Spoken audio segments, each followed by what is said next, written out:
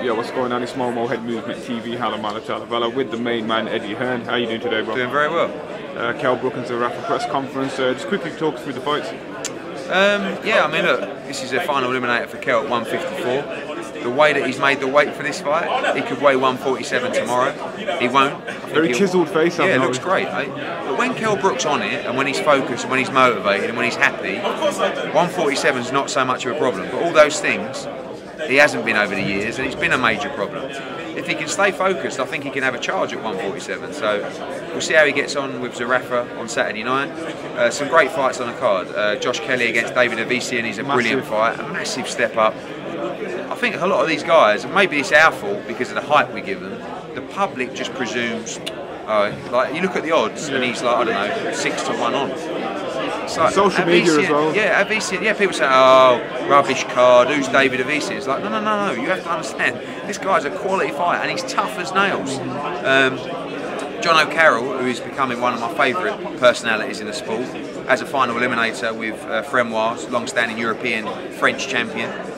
The winner fights Tevin Farmer. That fight's good to go in March, so massive opportunity for Jono. Anti-Fowler in a big step up as well, Kid Galahad, Kez Ashfag. It's a big card and an important night for KELL because he is, in terms of pedigree and ability, much better than Zerafa.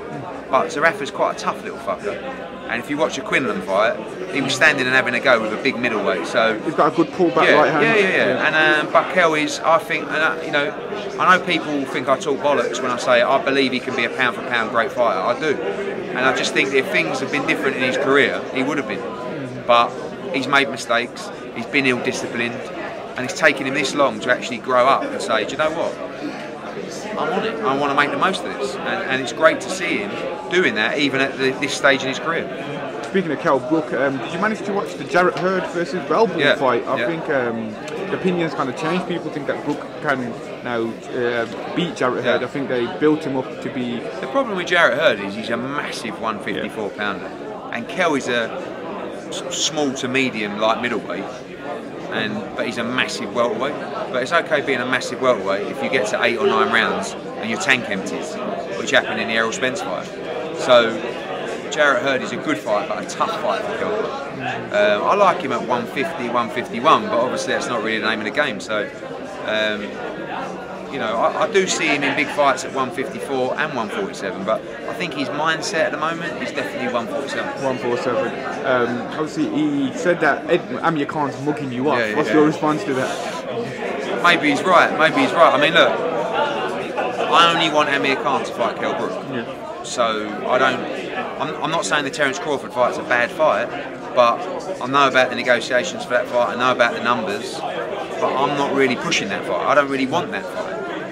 So, you know, I'm laying my cards on the table and saying that the only fight I want Amir Khan to take is KELL BROOK. He makes double the money than he does to fight Terence Crawford, and on paper, it's a much easier fight. I know you can say Crawford's for a world title, but Amir's won world titles. You know, this is about legacy in this country. This is about actually providing an iconic moment of a fight that people will remember for a long, long time. And let me tell you, Brook against Khan is a brilliant fight. Brilliant fight. But we could do twice, 3 times, I don't know. But, you know, I'm not pushing the Crawford fight. If he wants to take it, I can't do nothing about it. You can't force anyone. No, I can't force him to fight KELL BROOK. But there's no excuses why not to fight KELL BROOK right now. Do you fancy his chances against Crawford?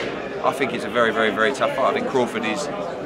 You're talking about Crawford or Spence is the #1 147 pounder in the world. And he's a massive underdog against Crawford. And it's a 50-50 fight with KELL BROOK for double the money.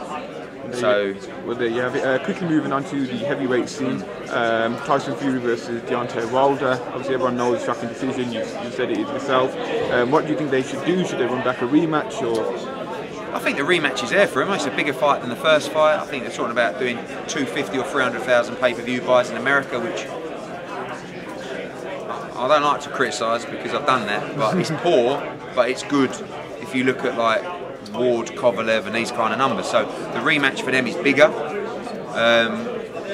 If I was Wilder, I would prefer to fight Fury because it's a lower maintenance fight, if that makes sense. Against Josh, he's going to get sparked out, and he's going to get brutally knocked out. Against Fury, he could get outboxed again. And try land something in the 12th. Yeah, and you know, and listen, Wilder could knock Joshua out. He's a big puncher. But they're two very different fights. As is Joshua against Fury, which is another great fight. It's technical. It'll be brutal as well because Joshua, every fight's brutal. But Joshua against Wilder is just brutality. It's just, you can't blink in that fight. So, you know, it's our priority to make the undisputed fight. We would also like to fight Fury on April the 13th. But we'll see. I'm not going to talk too much about negotiations. I've done that before and it bit me in the arse. So, you know, I'm going to keep low key and try and make it happen. So let's put business aside. Who does Joshua actually want to fight out? I think if you talked about the man, the beef side of it, I mean. But if you talk about them as men, yeah, no belts. I think he'd like Fury, but he wants the belt, and that comes first. He wants to be the undisputed heavyweight champion of the world. That's legacy stuff, you know. That's something that you can never take away from a man. You know, he's got 3 belts, 4 if you include the IBO. You know, even in 22 fights, it's funny now. People, you know, oh, Joshua don't fight anyone. Look at his pedigree. You know, Dillian White, Klitschko, Takam, Parker, Povetkin. He's boxed, I think, 6 or 7 guys that when he boxed them, they were in the top 10 of the Ring Magazine rankings. He can't do any more, and he's up for fighting anyone. Anyone knows Joshua? He's up for all these fights. So we try and make it happen. You know, we're talking to both guys. We'll see. If them two are busy in around April, who does Joshua fight? Usyk, White. I mean, I think I saw some reports saying the Usyk fight's done. Absolutely not. It's probably too early for Usyk. I think he'll have another fight at heavyweight. Of course, the Dillian White fight if he beats Derek Chisora. The Jarrell Miller is a fight, but for me that fight only exists in America because that would be a reason for Joshua to have a US debut. I think one press conference would sell it as a pay-per-view. Yeah. No, it's a good fight. I rate Jarrell Miller. I think he's going to be tough to beat. But the focus is 100% Wilder, and if we can't get Wilder, he'd love to fight Fury as well. But he's going to be around a long time. You know, it's not about a guy who, I know you want it now, I know the fans want it now. This guy's going to be around for 4 or 5 years or more. He's going to go for everybody. So he's done that in his career. He's had 22 fights. Wilder's had, what, 41 fights? And he's talking about resumes. You know. It's ridiculous. Okay, thank you very much, Eddie Hearn. I'll leave you to it. It's a big cube. More head movement to you. Cheers. Thank you.